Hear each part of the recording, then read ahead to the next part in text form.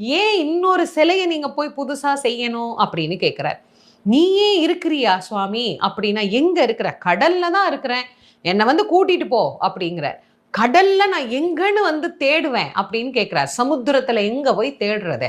அப்போ முருகப்பெருமானே அடையாளம் சொல்லுகிறார். எந்த இடத்துல நான் இருக்கிறேனோ அந்த இடத்துல எலுமிச்சம் பழம் மிதக்கும், மேலே கருடன் வட்டமிடும், அந்த இடத்துல வந்து என்னை நீ தேடிப்பார், உன் கைகளில் நான் கிடைப்பேன் அப்படின்னு சொல்லி அவர் போய் கடல்ல மூழ்கி தேடி எடுத்ததுதான் இன்னைக்கு நாம வழிபடக்கூடிய சண்முகர். கடல் வரைக்கும் உலா போயிட்டு திரும்ப வந்த மூர்த்தி இந்த மூர்த்தி. நீங்க யோசிச்சு பாருங்க, நான் எங்க இருக்கேன், என் பக்தர்களை நான் பார்க்கணும், திரும்ப என்னை அழைச்சிட்டு வந்து இந்த இடத்துல வை அப்படின்னு சொல்லி தன்னுடைய இடத்திற்கு திரும்ப வந்து அமர்ந்திருக்கக்கூடிய ஒரு தெய்வம் அப்படின்னா அந்த சண்முகர் எப்பேற்பட்ட சண்முகர் அப்படின்னு நீங்க யோசிச்சு பாருங்க.